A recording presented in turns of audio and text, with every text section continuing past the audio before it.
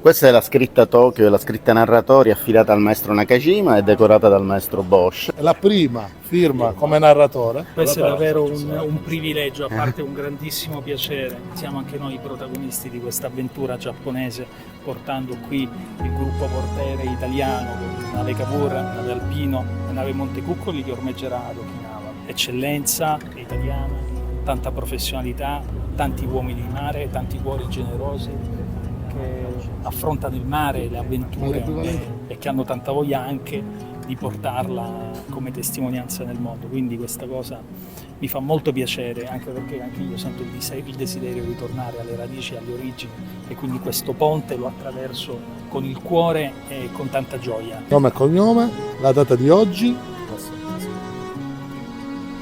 Grazie. Un pensiero. Davvero bello. Mi ricordo. La conosco bene e anche la difficoltà di replicare questo colore.